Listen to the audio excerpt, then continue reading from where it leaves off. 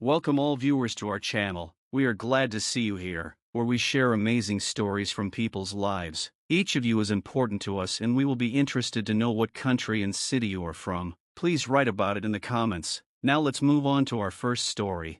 Mary, a 72-year-old black woman, felt pain shooting through her chest. Each breath came with difficulty, and the shortness of breath grew worse. Her heartbeat rattled in her ears, and thoughts of her grandchildren, expecting her grandson this coming weekend, were her only solace. She had always been a caring grandmother, sharing her love and life experience with the younger generation, but now she was finding it increasingly difficult to do the simple tasks that had come easily to her before. Gathering all her strength, she called a cab and went to the local hospital, hoping that the doctors would be able to help. On the first floor of the building, the walls of which remembered more than one generation of suffering and hope, she was met by a young doctor named Dr. Smith. He had blonde hair, a face full of smugness, and a cold stare that didn't bode well.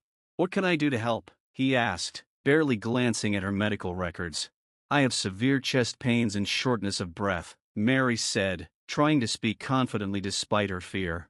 Dr. Smith shook his head unhappily and, after making a few notes, began asking questions to which he seemed to already know the answers. Mary noticed his lips curve into a mocking smile when she mentioned her symptoms. He had already decided that her problems were caused by age and psychosomatics. "You don't have to worry, it's just stress and probably senile weakness. You just need to relax," he said without ordering any tests or even putting the stethoscope to her chest.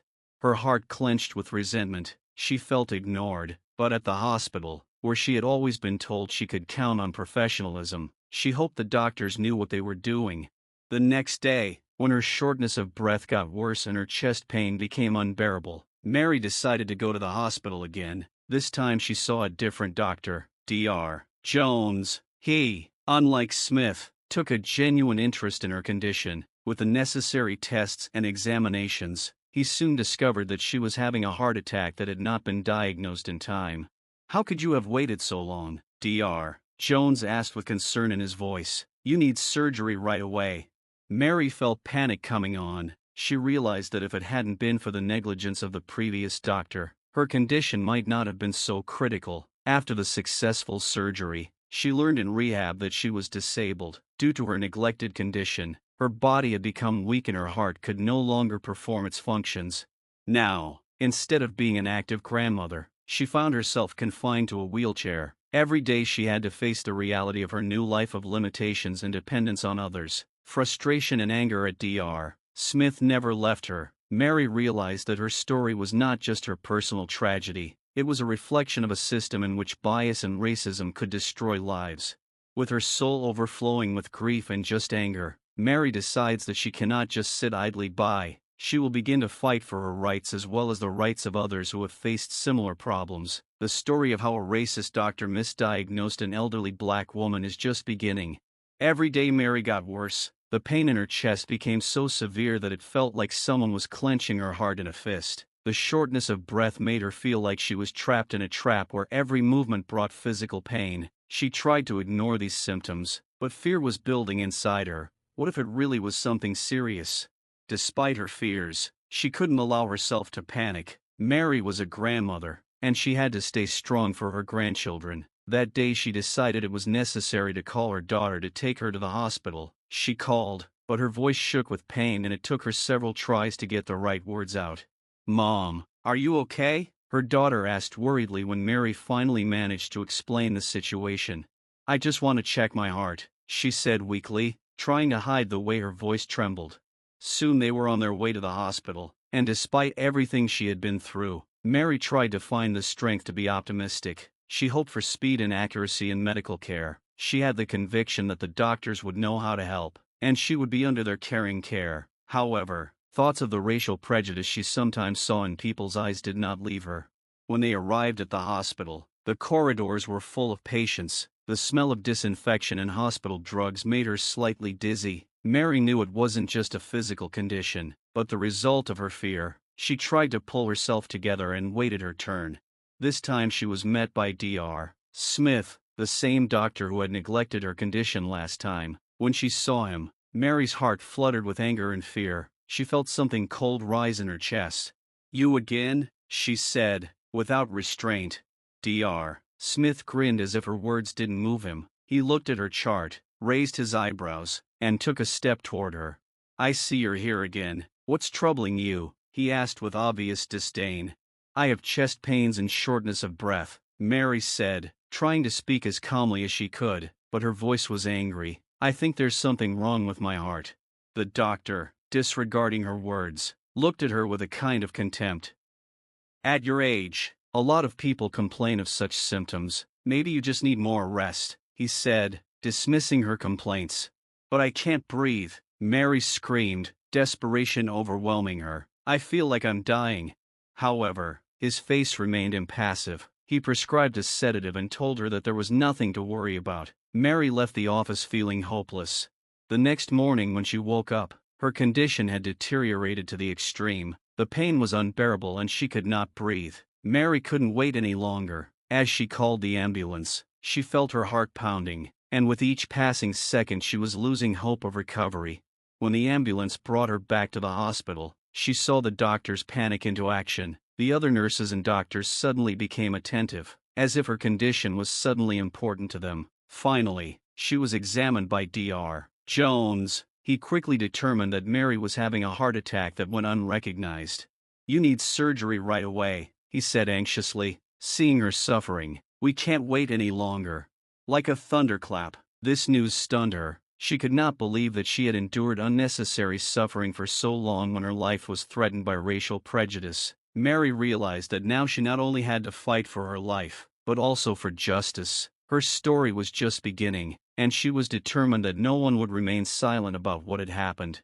When Mary was back in the hospital, her condition was already critical. The doctors quickly moved her to the emergency room, and she felt everything around her start to swim. Weakness flooded her body, and every breath came with difficulty. She was too scared to even close her eyes. Mary desperately searched for any hope, but the fear and pain were unbearable.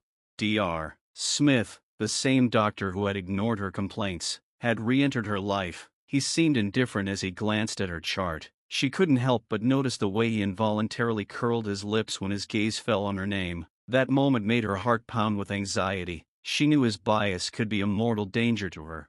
So, how are you feeling? He asked with a fake smile, as if he really cared. I feel awful, Mary said, her voice sounding weak and shaky. Dr. Smith, not paying attention to her, began leafing through her medical records while she tried to gather her thoughts to explain her symptoms. I'm having a lot of pain in my chest, and it's very hard to breathe. I think it has something to do with my heart, she said, more determined this time. The doctor only looked up at her, and his expression was as if he was looking at an invisible problem. He didn't see fit to perform an examination or order tests. Instead, he began taking notes, ignoring her distress. You just need to get some rest, he said indifferently, not listening to her words. You're stressed, and that's normal for your age. Maybe you should work on your psychology. Psychosomatics is a serious thing. Mary could hardly hold back her tears. Her heart was broken not only from physical pain, but also from humiliation. How could he ignore her suffering so easily? Her thoughts of racial bias returned again and again. She realized that he didn't believe her, not because she wasn't telling the truth, but because she was a black woman, and that fact was more important to him than her health. But I can't breathe, she screamed, her voice louder, full of despair. You don't understand. I can feel myself dying. Smith looked at her, his eyes filled with distaste, but at that moment Dr. Jones walked over to them. He felt the tension in the air and saw Mary shaking with fear and pain. What's going on here? He asked, turning to Smith.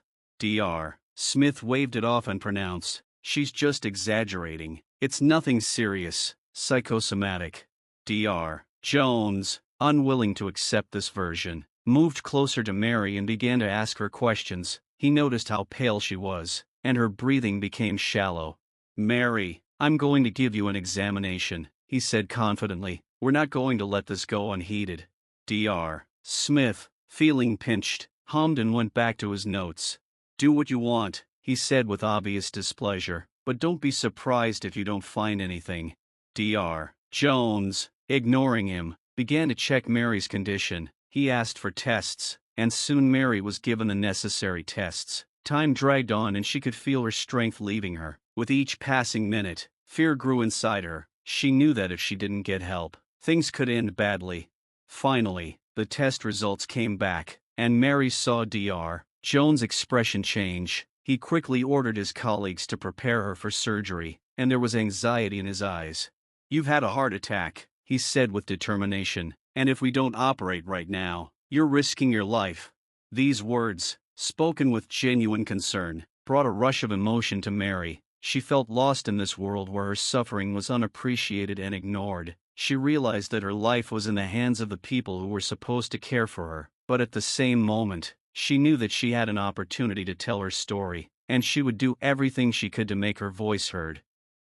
With every moment of waiting in the hospital room, Mary felt her strength leaving her. She lay restlessly on the bed, staring up at the ceiling, where the white color seemed unbearably bright. All her thoughts revolved around the bias she faced within the walls of this hospital. Every moment that Dr. Smith approached her, she felt his disdain and racial stereotypes as if they were restraining her. He didn't look at her as a patient, but as just another case that wasn't worth wasting time on. When the doctor re-entered the room, his demeanor was unbearably cold. He looked at her chart and said with obvious irritation, "Mary, with the same complaints again? I think you should just try to calm down. We often see this in older black women when stress causes certain symptoms." His words sent a surge of anger through Mary. How dare he generalize her experience based on preconceived notions? Her pain was not imaginary, and she wanted him to understand that. But instead, she only watched as he grudgingly wrote down his conclusions, assuming she simply had a psychosomatic disorder. "I feel like I'm dying," she exclaimed, her voice filled with despair. "It's not just stress, I'm really in a lot of pain." Dr. Smith, unresponsive to her words, only waved her away as if her suffering was inconsequential. "You should worry less about little things like that. Your age group is prone to such changes, and it's normal," he said with obvious arrogance, as if she were to blame for her condition. Mary felt rage overwhelm her. How could he ignore her suffering? How dare he generalize her experience based on racial stereotypes? She had already witnessed many cases of black patients being neglected because of preconceived notions about their health. "You have no right to talk to me like that," she shouted, her voice even louder. "I'm not just a statistic. I am a human being. I have a family, and I have a right to treatment." Dr. Smith just hummed, as if her words didn't matter. He got up to leave, but at that moment Dr. Jones entered the room. His face was serious, and he could feel the tension in the air immediately. "What's going on?" he asked, turning to Mary and then shifting his gaze to Smith. Dr. Smith, clearly annoyed, replied, "She's just hysterical. She's nothing serious, but apparently needs to be a little more attentive to her emotional needs." Dr. Jones couldn't contain his anger. "Smith, her condition requires careful examination, not dismissive comments. How can you say that? She is not your personal target for practicing your biases." Mary felt her heart fill with hope as Dr. Jones stood up for her. She knew that not everyone in this world was like Dr. Smith. There were those who could see her as a person and not a stereotype. "Mary," Dr. Jones said with sincerity in his voice, "I want you to know that I will do all the necessary tests and make sure you get quality treatment. Your complaints are important, and you deserve it."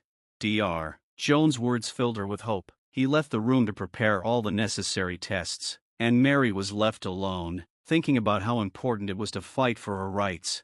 Despite being prejudiced and ignored, she has decided that she will not be silent. Her life mattered, and she would fight not only for herself, but for all those victimized by a system based on prejudice. Mary realized that her story could be a voice for others going through similar suffering. Her determination grew every day and she was willing to do anything to get justice.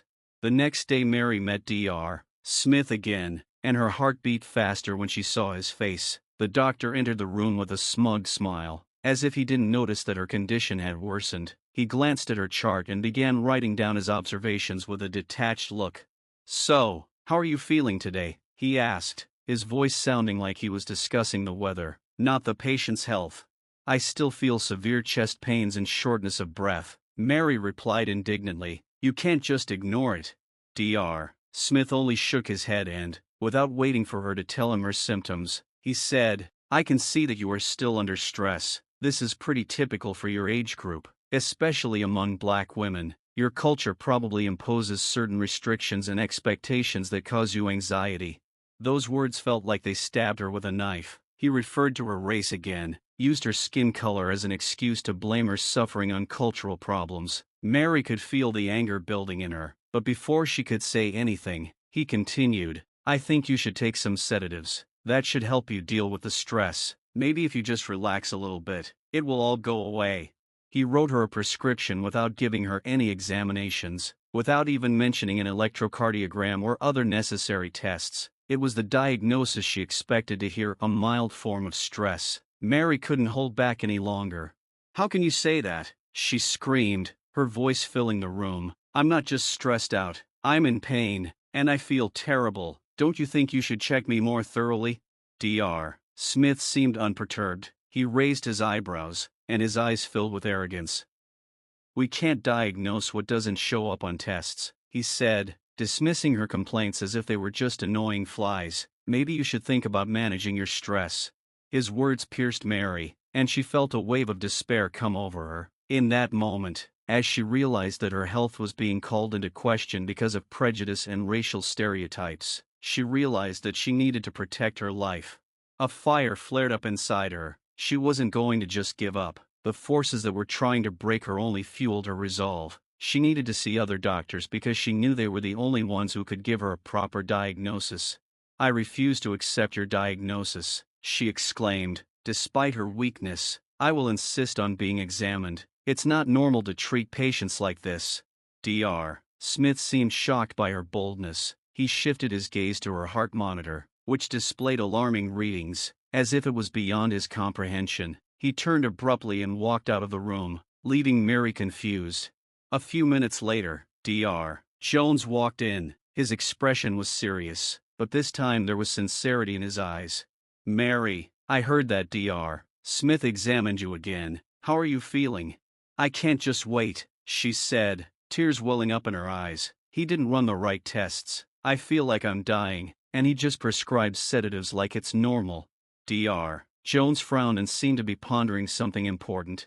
I will give you all the tests you need, he said with determination. You deserve quality medical care, and I will not let your case be ignored. Mary felt a spark of hope in her heart. She knew that her fight for her health was not over, and now she had someone to support her. This spark in her soul awakened a determination that her story would be heard and she would not let anyone pass by her suffering. Mary knew she had a long way to go, but now she was ready to fight. Back home, Mary felt despair overwhelm her. Her apartment was small but cozy, filled with memories of her family. Today, however, it was silent with only the sound of her painful breathing. Mary tried to convince herself that everything would be all right, that Dr. Jones would really help her, but her instincts told her that something had gone wrong. She took the prescription Dr. Smith had written and struggled to summon the strength to go to the pharmacy. The sedatives he'd prescribed promised to relieve her stress and help her relax, but even with them, she couldn't get rid of the excruciating pain. Mary tried to follow the recommendations, but every day her condition worsened. She woke up at night with a sharp burning in her chest. Every attempt to breathe seemed agonizing, and though she pressed her pillow against her to ease the pain, it didn't help. Fear and anxiety were building up all around her. Unable to hold back, she cried, realizing that her health was in the hands of people who didn't take her seriously. Why can't I just be healthy? She whispered to herself, losing faith in doctors. A few days later, when her condition became critical, she decided to see another doctor. Unable to bear the constant pain and neglect, she called a clinic a little further away from her home. Mary didn't know that her decision would turn out to be a real challenge for her. When she entered the new clinic, she was filled with hope, but her inner anxiety did not leave her. When she was called for an appointment, she finally saw a doctor she didn't know. The doctor, named Alan, turned out to be young and attentive. He listened to her carefully as he studied her medical records. Mary, tell me about your symptoms, he said with a kind smile. I am here to help you. Mary felt tears come to her eyes. She quickly described her story, including her encounters with Dr. Smith and his disparaging comments. Her voice shook with pain and anger as she spoke of the bias she had encountered. Dr. Allen nodded, and his face grew more and more serious. He asked her to run some tests, including an EKG and a chest x-ray. Each minute of waiting seemed like an eternity, and Mary felt anxiety rising inside her. Finally, the test results came back and Dr. Allen returned with genuine concern on his face. "Mary, you had an undiagnosed heart attack," he said, his voice full of compassion. "You need immediate treatment. I don't know how it happened, but you shouldn't have to suffer like this." Mary felt her world come crashing down. All these days she had struggled with her condition, certain that the doctors knew better, that they understood her health. Now she realized how dangerous racial bias and misdiagnosis could be. All the stress she had endured and the fact that her health had been overlooked became all too apparent. "I can't believe it," she whispered, her voice becoming shaky. "How could this have happened?" Dr. Allen looked at her with genuine regret. "We live in a system where biases affect healthcare," he said, "but I'm here to help you. We'll start treatment right away, and I'll do everything I can to make you feel healthy again." Mary was grateful, but at the same time torn with grief. Her body was weakened, and she realized that the road to recovery would be long and difficult. Each step forward would drain her strength, but now she had a chance. Her heart was filled with determination to fight the system that had betrayed her. She would fight not only for herself, but for everyone who had also faced bias and misdiagnosis. With this new understanding, Mary knew that her story did not end here. She would continue to speak out until she got justice. The few days after her visit to Dr. Allen passed in agony. Despite his promises and appointments, Mary's condition continued to worsen. The pain in her chest became unbearable, and she struggled to breathe. She tried to carry on as she had always done, caring for her grandchildren and running her household, but her strength was waning, and her usual activities now seemed an impossible burden. One morning when she woke up in excruciating pain, she realized that she would not be able to get out of bed. Her chest pain and shortness of breath reached a breaking point, and panic-stricken, she called her daughter, who quickly arrived when she learned of her mother's condition. "Mom, you look awful," said her daughter, running into the apartment and seeing Mary struggling to breathe. "We need to call an ambulance." Mary could only nod, feeling her heart beating faster and faster. Every second felt like an eternity when the emergency services finally arrived. A couple of paramedics quickly assessed the situation and sprang into action. "We need to get you to the hospital right away," one of them said, sitting down next to her and putting on an oxygen mask. "You're not feeling well, and you could have a serious heart problem." Mary felt panic rising. She couldn't hold back her tears as she was placed on a stretcher and hurried out of the house. There was chaos all around, and her thoughts swirled like a whirlpool. Mary couldn't help but remember exactly what she had been told the last time. It's just stress. Now that her body was betraying her, she realized that her life had been in danger all along.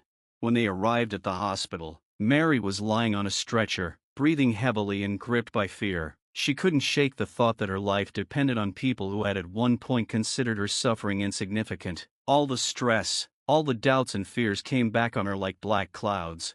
At the hospital, she was quickly surrounded by doctors and nurses. Mary felt vulnerable and helpless. She was forced to lie on a hospital bed and was hooked up to various machines that made constant sounds. She closed her eyes, sinking into darkness, and felt weakness take over her body. She was kept in the loop, with doctors running lots of tests, IVs, and medications. She was examined from every angle, but Dr. Smith's words were still in her head. "It's just stress." Those words had become a curse to her. How could she have been so naive, believing that someone would take care of her health? After several hours of agony, when all the tests were completed, Dr. Allen finally approached her. His face looked tense, and as soon as he opened his mouth, Mary felt her heart sink. "Mary," he said with a serious expression on his face, "the tests show that you have had a second heart attack. You need urgent intervention." Mary pressed her hand to her chest, her heart pounding like it wanted to burst out. She realized that this wasn't just her problem. It was a problem with a system that had failed to properly assess her condition. Mary felt rage and despair come over her in a wave. "Why didn't you do it sooner?" she whispered, her voice full of pain and bewilderment. "How is it possible that I only came here after I was almost killed?" Dr. Allen looked at her with sympathy, but his eyes reflected the same rage she felt inside her. "I understand your frustration, and you shouldn't have had to endure this," he replied. "We will do everything we can to save you, but you should know that we don't have time." Mary felt determination fill her. She wasn't going to let this system break her. She had a chance to survive, and she wasn't going to give up this fight. She would fight not only for her health, but for everyone who faced similar biases. As she was wheeled into the operating room, she felt her heart fill with not only fear but also anger. She knew this fight wasn't over, and she was going to do everything she could to make her story known. She wasn't just a statistic, she was Mary, and her life mattered. When Mary was wheeled into the emergency room, her body was weak, but her mind was still sharp. She could feel the adrenaline rushing through her blood as she was placed on the gurney and the doctors and nurses began to scurry around, going about their business. Everything that was happening seemed hazy, like a bad dream, but she knew she had to stay alert. Soon Dr. Jones, whom she had already met at another clinic, approached her. His calm and confident expression inspired confidence. Mary could hardly believe she was going to see him again, but it gave her strength. "Mary, how are you feeling?" he asked, sitting down beside her and looking into her troubled eyes. "I heard about your condition." "It's terrible," she said, her voice shaking with excitement. "I feel like I'm dying. I've been ignored, and now here I am, in this situation." Dr. Jones nodded, taking in her words with understanding. "We will run all the necessary tests and do everything we can to help you," he said. "I'm not going to write off your complaints as age or stress." Mary felt tears come to her eyes with relief. Her voice rose with determination.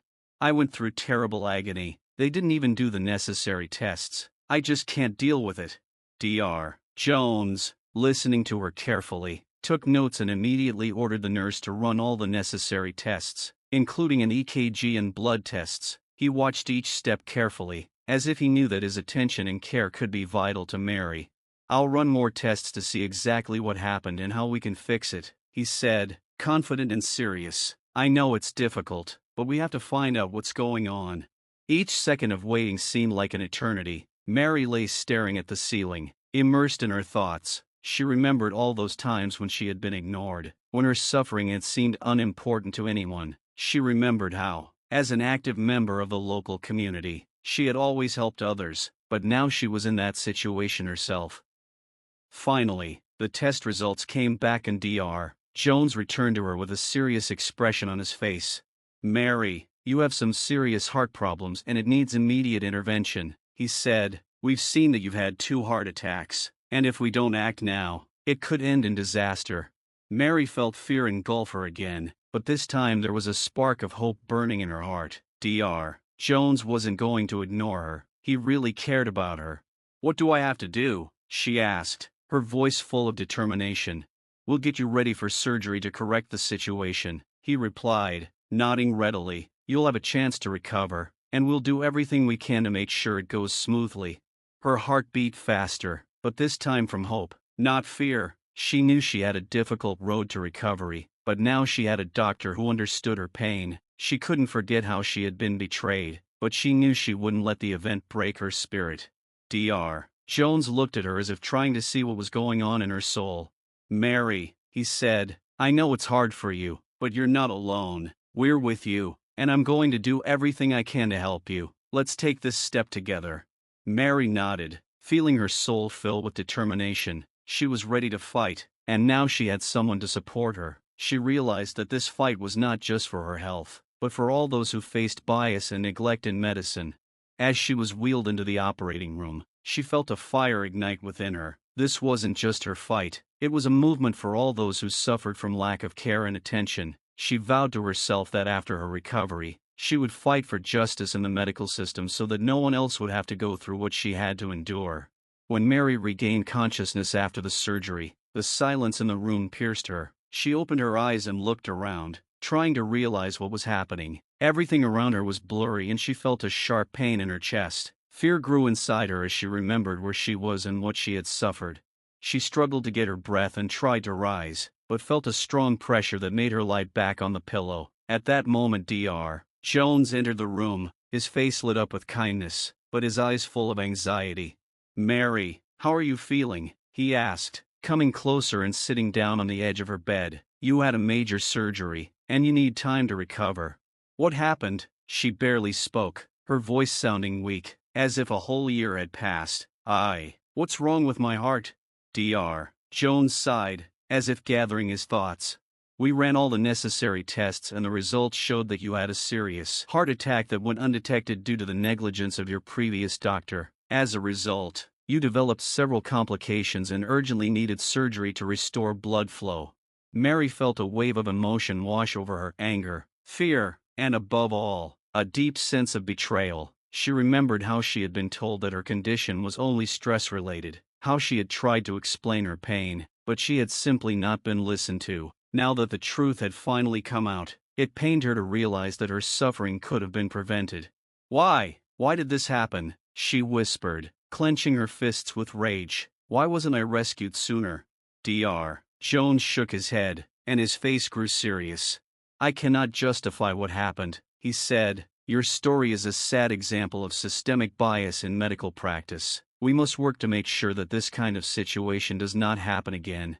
Mary felt anger rising in her chest. She couldn't stay silent any longer. This wasn't just her personal tragedy, it was a systemic problem that needed to be fixed. Her voice grew louder. I can't let others go through this, she exclaimed, her eyes sparkling with determination. I want people to know what's going on so they won't be as helpless as I am.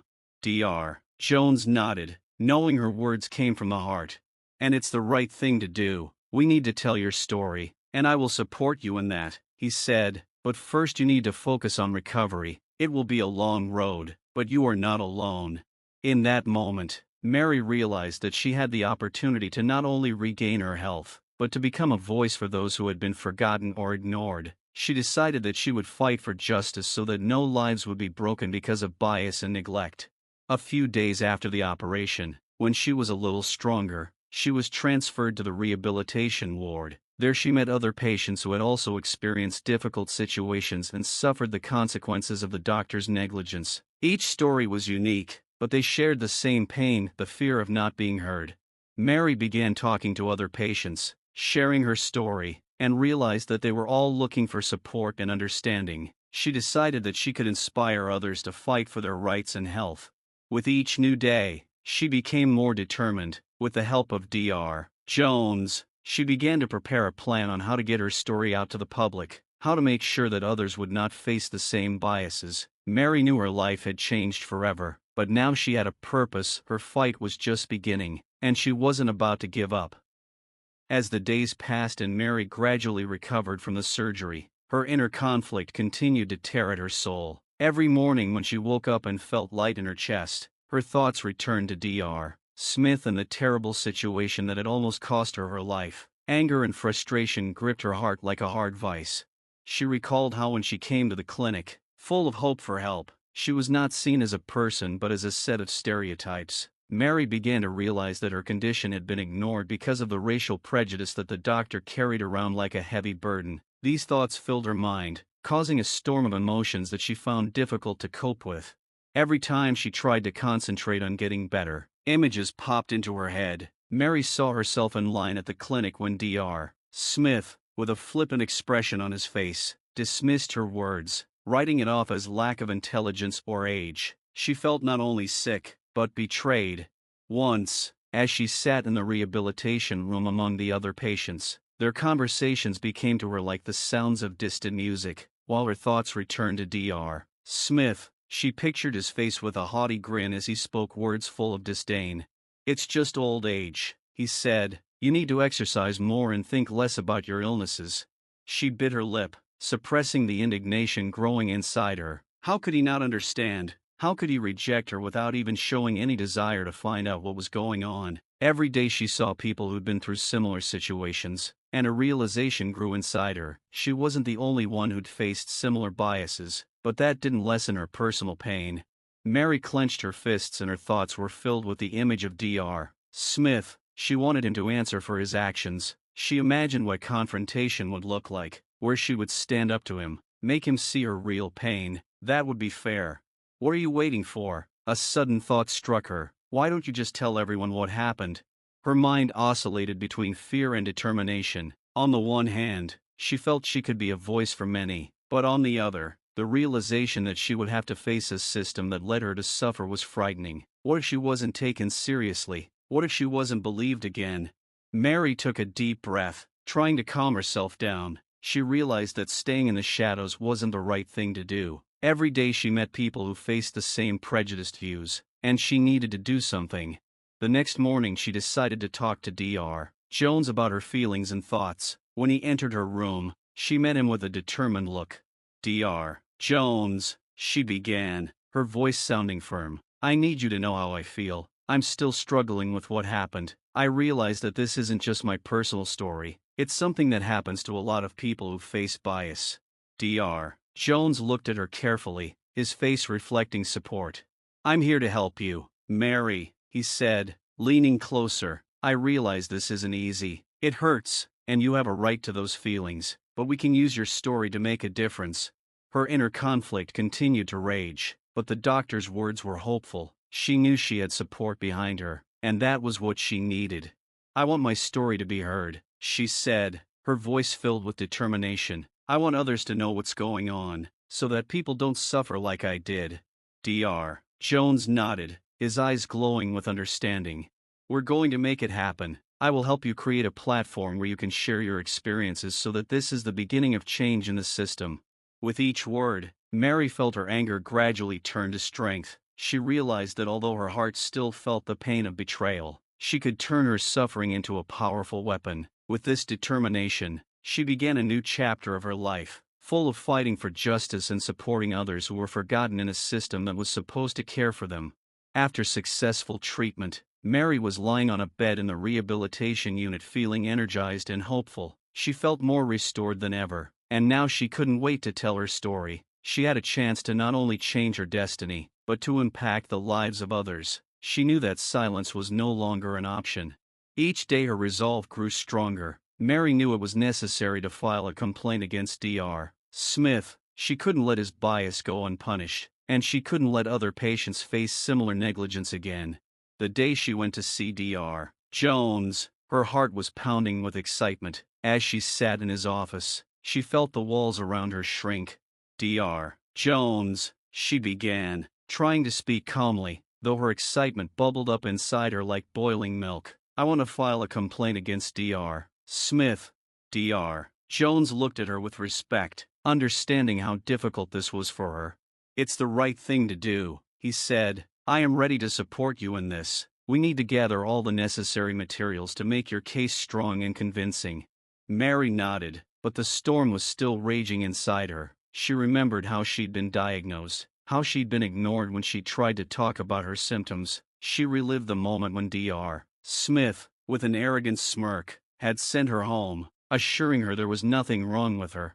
"I want everyone to know this is happening," she said, her voice filled with anger. "I can't let anyone else go through this. These prejudiced views aren't just a mistake, they're a crime."